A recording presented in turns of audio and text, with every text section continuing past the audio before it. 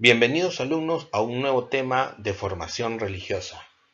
El tema que nos congrega el día de hoy es el don del Padre y del Hijo. ¿A qué nos referimos con el don del Padre y del Hijo? Pues estamos hablando de la tercera persona de la Santísima Trinidad, es decir, del Espíritu Santo.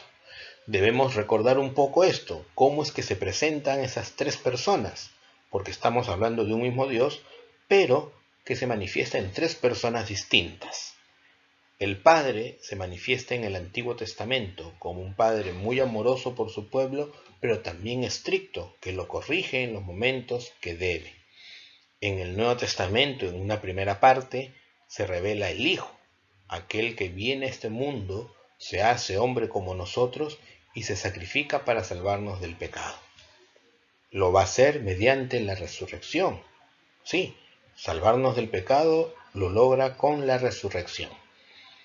En una segunda parte del Nuevo Testamento podemos ver el accionar propio de esta tercera persona, es decir, del Espíritu Santo, el cual se revela a plenitud el día de Pentecostés. La Trinidad en la Sagrada Escritura. Muchos piensan de que la Trinidad no se presenta como tal en toda la Biblia o en cada parte de la Biblia. Como vimos en la introducción, estamos hablando de que el Padre se revela así en el Antiguo Testamento, el Hijo en una primera etapa en el Nuevo Testamento y el Espíritu Santo en una etapa posterior en el Nuevo Testamento. Ojo, estamos hablando de que se revelan, es decir, se manifiestan, se muestran como tal. Pero eso no quiere decir de que no están presentes en la Sagrada Escritura los tres. Los tres son un solo Dios, son como las tres aristas de un triángulo, ¿no? Las tres puntas de un triángulo. No podemos hablar de un triángulo si faltara una de ellas. Lo mismo ocurre con la Trinidad. No podemos hablar de Trinidad si falta una de las personas que conforman esta Trinidad. Y es que el Padre, si bien es el origen de la vida, ¿sí? Por eso que en la Biblia se le dice Dios Padre, ¿ya? Está presente también el Hijo, como aquel que entrega su vida, ¿sí? Y el Espíritu Santo como el motor de esta entrega. En el Antiguo Testamento, ¿dónde podemos ver esto? Simple, lo podemos ver por ejemplo en el Éxodo.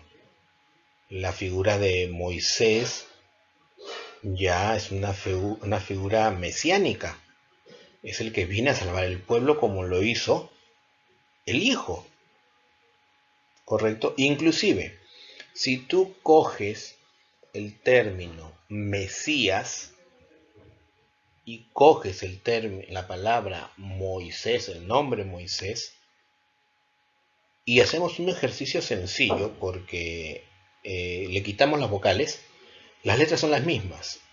Muchos dirán, sí, pero en el lenguaje no se escribe igual. Bueno, muchos entendidos de la Biblia establecen de que Moisés no debería traducirse como salvado de las aguas, sino como Mesías, porque el Mesías es el que viene a salvar un pueblo, a una nación. Entonces, por el acto sí, por el acto que hace, sí es un Mesías. Esto acá solamente es un ejercicio, ojo, un ejercicio para que puedas entender un poco cómo va la realidad. Pero propiamente en el Éxodo vemos la figura de los tres. Dios Padre que llama a Moisés, lo envía para salvar al pueblo, como Jesús fue enviado para salvarnos del pecado. ¿Y dónde está la acción del Espíritu Santo? En el obrar de Moisés. Simple. Cuando convierte su báculo en una serpiente fue el Espíritu Santo que actuó. La columna de fuego que le permitió al pueblo hebreo cruzar por el Mar Rojo cuando se abrieron las aguas es el Espíritu Santo. Entonces está presente. ¿Correcto? No podemos hablar de Trinidad si es que no están presentes las tres personas de ella misma. El Espíritu Santo, una promesa que se cumple. Durante la vida pública de Jesús les promete a sus discípulos que enviará al Espíritu Santo en un momento determinado. Los discípulos en ese momento no entendían, no comprendían a qué se refería. Y muchas veces en nuestra propia vida nos cuesta creer de que Dios sigue actuando. Eh, Pensamos, creemos que el actuar de Dios debe ser pues como con Moisés, ¿no? Que abrió el mar rojo pues, y se pudo pasar por ahí, ¿no? No, el actuar de Dios no necesariamente es así. No estoy diciendo que Dios no lo puede hacer. Es Dios. Si Él desea, lo puede hacer. Pero no siempre va a ser así. O sea, no es que quieres un milagro, necesitas un milagro y se va a abrir el cielo, sale producciones Espíritu Santo, la tierra tiembla, ¿no? Y todos creen. No, no es así. El actuar de Dios es un actuar acorde a cada uno de nosotros. ¿Que Él cumple sus promesas? Sí. Y una promesa fue el Espíritu Santo. ¿Por qué? Porque es muy fácil. Cuando uno le gusta una clase, escucha a ese profesor, se embeleza cómo habla, cómo explica, cómo hace los ejemplos, ¿no? Etcétera, etcétera. Lo difícil está cuando el profesor, a quien se admira o se le tiene ese aprecio, te dice, te toca exponer. Quiero que te pares delante de tus compañeros y hables. Se ponen un montón de excusas, yo no puedo, no quiero, tengo miedo, nunca lo he hecho, etcétera, etcétera.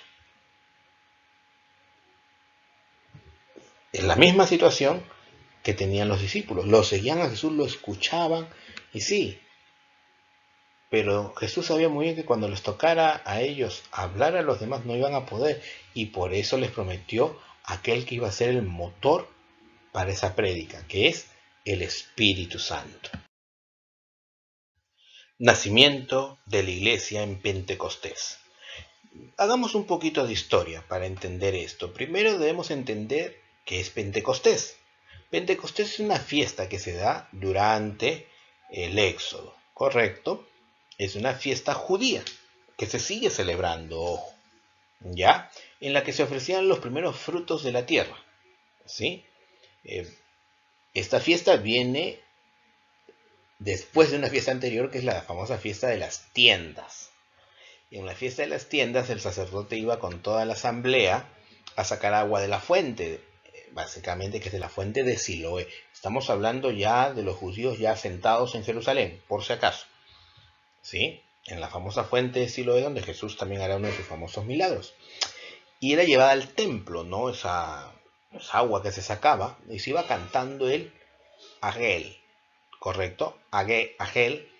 Y el verso de el profeta Isaías en el capítulo 12, versículo 3, en donde habla pues que se sacaba agua de la fuente y se esparcía o se echaba sobre el altar del sacrificio.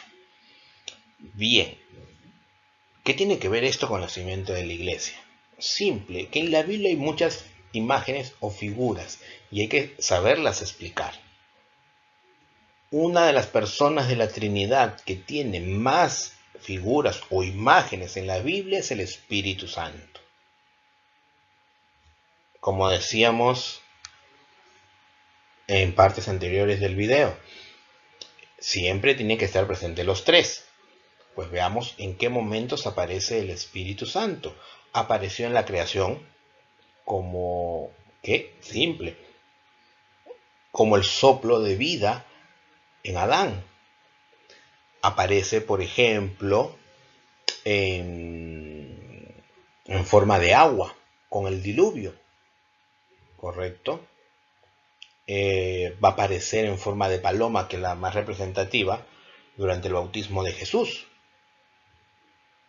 Y en este versículo de Isaías también aparece como esa agua que se saca de la fuente de Siloé y que es esparcida en el altar de sacrificio. De una forma muy similar se va a presentar el Espíritu Santo. Y esa vez en otra de las figuras que no es tan recordada, porque siempre se recuerda la de la paloma, usualmente se le vincula con eso, que es la de fuego, que lo hemos mencionado hace un momento con Moisés. Pues bien, acá en Pentecostés, con los discípulos, también se va a presentar como lenguas de fuego. Y ese es el preciso instante en la fiesta de Pentecostés que el Espíritu Santo se cumple como promesa y se posesiona en cada uno de los que estaba en esa habitación, junto con María, la Madre de Jesús, y les da ese valor para salir y predicar. Y el primero que se para es Pedro y empieza a predicar. Algunos teólogos establecen que la primera prédica de Pedro fueron las negaciones. Sí, aquel relato en el cual él niega 3 veces a Jesús y que posterior a esa negación 3 veces Jesús le pregunta si lo ama. Y no le está cobrando, ojo, no le está reclamando, oye, demuéstrame que me amas, ¿no? No, lo está sanando. 3 veces me negaste. Demuéstrame si otra vez me vas a poder negar. Y Pedro, no, más bien 3 veces lo ama. Y Jesús le da el encargo de cuidar al rebaño. No estamos hablando solamente de los discípulos que ya dejaron de serlo. Desde la fiesta de Pentecostés, esos hombres que siguieron a Jesús, esos 11 hombres, porque ya Judas se ha suicidado, dejaron de ser discípulos y pasaron a ser apóstoles. Es decir, en Pentecostés recibieron su diploma para ser maestros. Y curiosamente cada uno se va por diferentes rumbos a evangelizar, que eso es lo que determina la iglesia. Dejar nuestro lugar de confort para ir y llevar la palabra. Como dice una canción, ¿no? Llévame a donde tú quieras para llevar tu palabra. Bien, llegamos al final de esta clase. Espero que les haya gustado, que la hayan entendido. Si en todo caso tienes alguna duda, no dudes en escribirme a mi WhatsApp. Ya sabes, el WhatsApp del profesor de religión se encuentra en el blog del colegio. ¿Sí? Tu tarea, no te olvides de hacerla. Por favor, envíala al correo del curso. ¿Sí? Y nos vemos para una siguiente clase.